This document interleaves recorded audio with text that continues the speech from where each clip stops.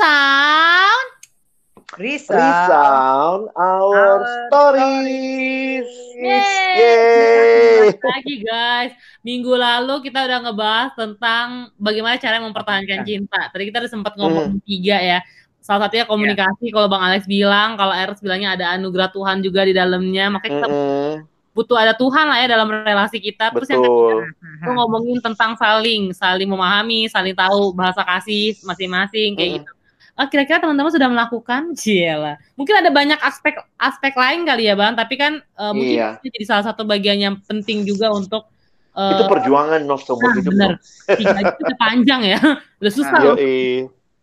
Nah, tapi kayak minggu lalu yang kita udah sempat bahas adalah gimana seandainya kata kita udah berusaha untuk mempertahankan cinta, tapi di tengah jalan sebelum kita menikah nih, ada realita yang kita dapati pasangan kita selingkuh. Ya misalnya entah ceweknya atau enggak cowoknya. Nah kira-kira menurut jeng. Iya langsung ada musiknya ya. Nanti tolong ya editor ya. Ada suara backsound. Kita nggak punya editor. Langsung ada suara ini tau Nas yang ku menangis membayangkan. Gue kebayang ya drama banget ya. Iya. Tapi itu realita Nov. Ya terus tuh gimana Bang kira-kira Bang kalau menurut lo? Kalau gua harus ngelihat dulu. Maksudnya lihat dulu kasusnya, konteksnya. Karena gue pikir sih selalu ada yang menyebabkan. Dan menurut gue itu yang harus dicari lebih dalam, lebih dasar, sehingga salah satu pihak harus ditolong. Atau dia dua-duanya kali ya, kalau mungkin kita bicara realita perjalanan bersama. Jadi gue jujur aja kalau gue ngalamin atau melihat kasus yang seperti itu, atau ada yang datang ke gue dengan cerita seperti itu, gue punya prinsip. Tapi gue juga mesti apa ya, denger ceritanya, lalu dari situ nanti kemudian memberikan saran. Tapi ya balik lagi ya, harus mereka yang memutuskan dari saran-saran itu sih. Nanti gue coba jelasin. Tapi gue pengen denger juga kalau Ernest gimana ngelihatnya. Ini kalau menurut gue kasus yang sensitif gitu ya. Maksudnya kita nggak ini sangat nggak hitam putih sekali menurut gue. Dalam artian begini, kadang-kadang waktu orang selingkuh ya, gue walaupun gue belum pernah mencoba dan mengalami, gue juga nggak mau.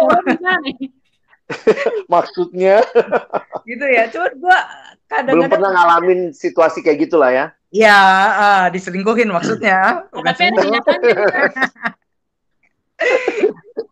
Cuman gue mikir gini sih, kadang-kadang seolah-olah tuh kalau denger cerita orang-orang kelihatannya itu tuh terjadi begitu aja, it just happen tiba-tiba seperti itu. Gue nggak pernah dari awal rencana kok selingkuh dan lain sebagainya, tapi gue kecewa sama pacar gue dan lain sebagainya, akhirnya gue selingkuh dan lain sebagainya. Gue nggak mau dari awal kayak gitu, tapi entah kenapa seolah-olah nggak punya resistance untuk menolak kayak gitu. Nah, gue setuju sih dengan yang Bang Alex bilang, kita masih punya prinsip kayak gitu, masih punya pakem-pakemnya, kita tahu kayak gitu kalau itu sebenarnya nggak baik ya kayak gitu, dan juga itu pasti akan menyakiti hati, entah hati yang selingkuh dan juga yang diselingkuhin kayak gitu, itu pasti saling menyakiti satu dengan yang lainnya. Tapi gue setuju juga tuh, dengerin dulu kayak gitu, dengerin dulu.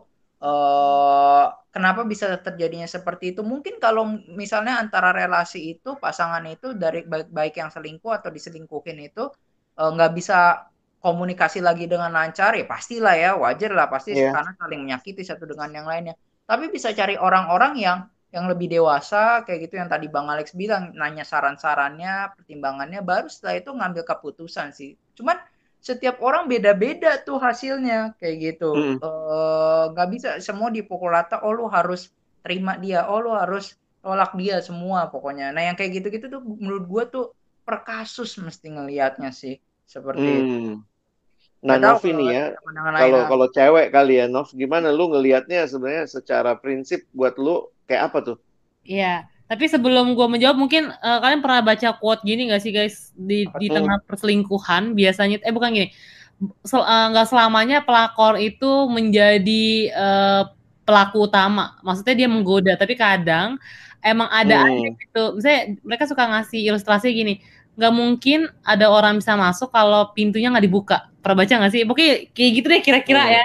Jadi intinya pelakor tuh belum tentu jadi biang masalah. Bisa aja emang cowoknya atau enggak ceweknya yang ngegodain dulu sampai akhirnya ada perselingkuhan. Nah, jadi tapi kalau misalnya dari gue sih sebenarnya nih, kalau dari gue adalah gue memilih untuk menyelesaikan relasi itu kalau diselingkuhi. Ini prinsipnya gue, ya kan. Karena satu sisi mungkin prinsipnya karena lu sudah setia ya. Maksudnya lu berjuang untuk setia, kalau digituin ya gue selesai gitu ya. Benar banget. Maksudnya kayak, ya udah lu aja tidak komitmen, kan waktu kita berelasi kan ini komitmen berdua ya. Tiba-tiba lu selesai gara-gara lu selingkuh misalnya kayak gitu. Kenapa waktu lu selingkuh nggak putusin aja, misalnya ya udah deh gue kayak udah nggak bisa sama lu, jadi kita putus aja ya. Gue sangat akan mengapresiasi orang yang seperti itu gitu kan. Nah tapi emang sih yang tadi bilang sama Ernest, gue mungkin kayak gini kali ya, gue akan tanya kenapa lu bisa selingkuh. Mungkin awalnya kayak gitu, walaupun gue nggak akan selogis itu sih langsung nanya kayak gitu. Mungkin langsung harus meredakan amarah dulu kali ya. Terus baru nanti dia jelasin kalau emang itu make sense kayak gitu, ya mungkin ada kesempatan. Tapi ya gimana ya, kalau dari cara dia ngomong tuh kayak nggak merasa bersalah gitu loh Bang, kayak ya begini gitu kan, dan tidak terlihat dia merasa bersalah atau enggak, tidak ada menunjukkan rasa ingin berubah. Menurut gue kayak ya udah lu aja kayak biasa aja, kayak kayak nothing happen gitu, kayak nggak ada apa-apa lah, mohon maaf ini gitu kan, ini kan relasi. Kalau dari pacaran aja lo nggak bisa berkomitmen dengan baik, gimana nanti one day ketika berkeluarga itu kan komitmennya lebih susah ya. Karena setahu gue kan dalam pernikahan itu kan bukan cuman sekedar cinta doang gitu, tapi kan komitmen. Tapi dari pacaran aja lo nggak bisa berkomitmen dengan baik gitu sih menurut gue. Jadi kayak nggak ada kesempatan kedua. Kalau misalnya dia emang dari cara ngomong, cara menjelaskan itu benar-benar kayak ya karena gue hilafnya tapi nggak jelas lu beneran hilaf atau tapi hati-hati ini juga sih Nov, banyak yang bisa main drama loh sekarang. Kesannya kayak nyesel tapi enggak gitu Nets. Iya Nes ya. Betul, bener banget sih, tapi makanya itu kan perlu tahu lah. Makanya balik lagi kayak kemarin kita ngebahasnya, bener-bener tahu pasangan kita harus seperti apa kan. Tapi gue jadi mungkin sih gimana Enes duluan. Jadi mungkin salah satu hal yang ketika ada orang gitu yang datang udah selingkuh dia ya kayak gitu, dia datang ke pasangannya minta maaf, dan itu minta maaf, dan beberapa mungkin gue yakinnya ya mereka sadar itu salah dan mereka minta maaf serius kayak gitu, tapi akhirnya suatu ketika ngulangin lagi kayak gitu. Nah itu kan menurut gue kayak bercanda gak sih? Nah gue justru ngelihatnya gini sih kayak gitu ya mungkin bagi kita yang diselingkuhin lu nggak serius kayak gitu, tapi bagi orang itu mereka tuh aduh gue juga pengen keluar tapi nggak bisa kayak gitu. Nah mungkin salah satu hal yang menurut gue perlu kita tahu ya kayak gitu, maksudnya tentang diri kita kayak gitu. Kalau misalnya gue yang selingkuh kayak gitu, gue mesti kenal sih dengan diri gue, di mana gue lemahnya kayak gitu, kenapa gue akhirnya jatuh lagi seperti itu. Nah menurut gue itu sih yang akhirnya mungkin walaupun gue nggak bisa jamin 100% akhirnya itu menolong orang itu nggak terjaga jadi imun sekali gitu, jadi nggak mungkin selingkuh lagi, tapi minimal bisa meminimalisirkan kayak gitu kesempatan itu. Jadi dia mesti kenal juga akan dirinya kayak gitu, kenapa bisa selingkuh dan lain sebagainya. Nah itu mungkin penting juga sih kita tahu sih menurut gue. Iya. Kalau gue ngelihatnya akhirnya begini kali ya, nggak tahu nih secara umum apakah kita setuju bahwa sebenarnya kesempatan kedua tuh ada. Iya, kesempatan kedua pasti ada sih. Pasti ada, kita setuju kan? Tapi jangan karena kita setuju kesempatan kedua itu ada, lalu itu jadi pembenaran untuk nggak apa-apa lah, untuk nggak jaga kekudusan, nggak jaga komitmen. Gue pikir, gue inget ilustrasi itu ya, ketika misalnya ada satu anak yang lakuin salah gitu, terus kemudian setiap kali dia bikin salah, papanya suruh dia maku di kayu gitu ya, coba paku. Jadi setiap kali dia bikin salah, paku gitu ya. Nah, lalu kemudian sesudah itu papanya kasih ilustrasi gitu ya, bahwa ya semua kesalahan dia emang salah. Nah, waktu dia bertobat sungguh-sungguh, terus papanya ilustrasinya dia cabutin tuh paku. Wah, anak itu jadi rilis, wah asik nih, diampuni nih. Tapi kemudian papanya manggil dia lagi, terus papanya bilang, lihat nggak, bahwa sudah ada bolongan-bolongan di situ. Jadi kesempatan kedua itu sebenarnya tidak menghilangkan konsekuensi bahwa mungkin kita nggak dipercaya lagi, kita dianggap nggak. Jadi kita nggak bisa ngontrol pikiran orang. Gue udah berubah nih, ya nggak bisa kalau kita udah pernah melakukan. Dan itu bagi gue istilahnya apa ya, sesuatu yang akan kita bawa dalam perjalanan kita. Jadi makanya mungkin jangan sampai kita salah ambil keputusan, jangan main-main dengan kekudusan hidup begitu. Saya yakin pasti Tuhan mengampuni, tetapi juga konsekuensi yang ada, baik yang kita alami, keluarga kita alami, pasangan kita alami, itu akan menjadi konsekuensi yang tentunya akan menyakitkan ke depan sih. Kalau gue ngeliatnya gitu.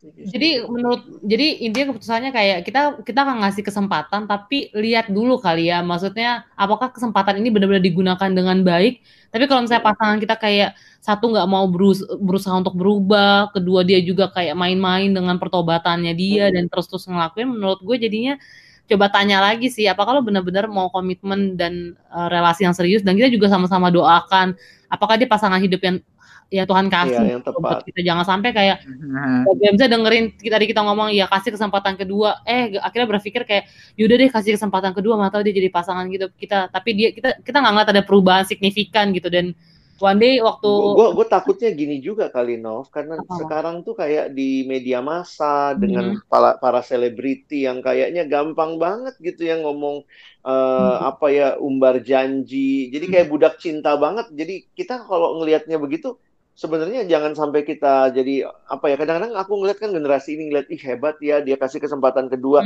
padahal pacarnya nggak berubah. Gue pikir itu mempermainkan komitmen. Itu yang bagi gue justru jangan dipuji, tapi harus kita kritisi gitu, kira-kira gitu sih.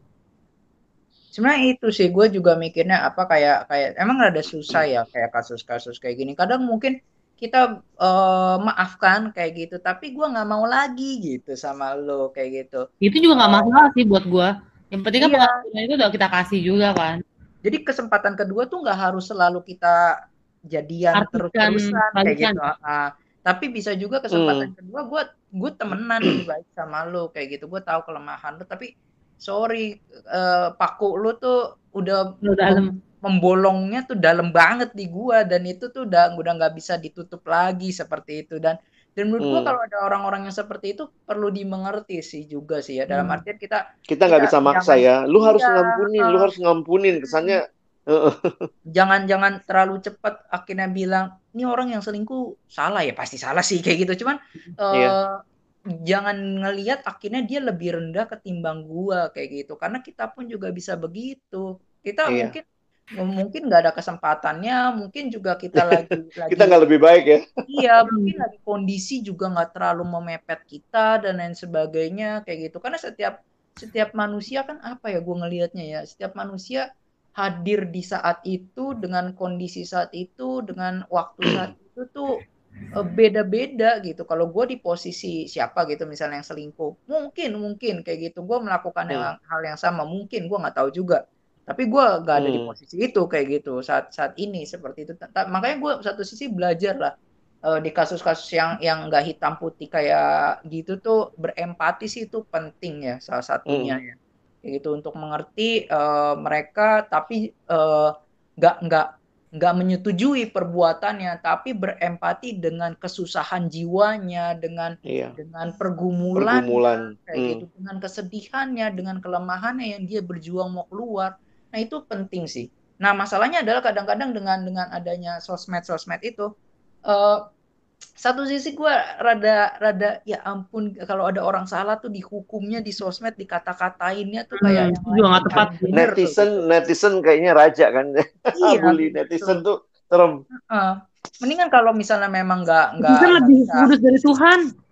Iya, kalau nggak bisa menunjukkan simpati kayak gitu, mendingan ya diem aja kayak gitu. Karena lu bukan orang terdekatnya dia kayak gitu lah. Tapi gue setuju sih dengan yang Bang Alex bilang kayak gitu. Karena ada beberapa selebgram juga atau selebriti yang akhirnya tuh nikah tapi udah punya anak duluan, akhirnya kelihatannya baik aja, kayaknya kita boleh kayak gitu. Nah itu gue tambahin satu sebelum coba kita move ke next topic ya. Gue pikir sih di sini juga butuhnya kita punya orang-orang yang lebih dewasa kali ya, menolong kita juga mengawasi, menemani perjalanan relasi kita. gue pikir dulu tuh, ngapain sih? Gue kan yang pacaran gue berdua, ngapain gue mesti buka-buka diri, ada orang lain, ada pembimbing. Tapi setelah gue ngelihat bahwa ternyata dalam menjalani itu ada banyak kemungkinan, ada banyak kerikil-kerikil yang terjadi, gue makin melihat pentingnya ya, entah kita punya kakak mentor, pembimbing rohani, atau bahkan kalau udah susah banget ya, dalam tanda kutip ya, kita cari konselor yang nolongin kita gitu sih. Setuju. Gitu sih, Nov, kalau aku lihatnya. Nah, setelah ini kan kita kan lagi ngebahas tadi kayak topiknya dari mempertahankan cinta, terus akhirnya jadi ngomongin tentang perselingkuhan. Nah, gimana seandai kata nih, teman-teman pernah dengar kata-kata FWB gak? Aku udah briefing nih kemarin nih, FWB. Iya. Friend with benefit tuh. Nah, itu juga sempat hits di zaman sekarang. Ya mungkin hitsnya udah sering terjadi tuh di beberapa waktu lalu ya. Udah ada gitu bertahun-tahun. Tapi udah mulai booming lagi tuh di zaman-zaman sekarang. Nah, kita akan ngebahas tentang kayak gitu. Sebenarnya FWB itu gimana sih? Itu pacaran atau bukan? Tapi gimana ya kan ya? Sayang-sayang tapi teman. Ini lebih dibandingkan HTS-an atau TTM atau gimana gitu ya. Iya. Kita akan ngebahas itu di next topik di minggu depan. Jadi jangan lupa untuk apa, Bang? Jangan lupa follow kita dan ikutin terus follow-nya di Instagram ya. Instagramnya apa, Nes? Friendzone.id. dan nanti tunggu topik minggu depan, kita ngobrol sama-sama dan kita juga mungkin bisa kasih pandangan, pemahaman untuk bisa ngelihat lah situasi FWB ini. Oke. Sip. Jadi kiranya apa yang kita bahas hari ini boleh juga menginspirasi teman-teman untuk boleh terus punya perjuangan, menjaga kesetiaan dan juga bangkit kalau jatuh gitu ya. Untuk terus boleh punya hal yang makin baik lah ke depan. Oke, segitu dulu. Sampai ketemu di episode selanjutnya. Sampai jumpa. Bye.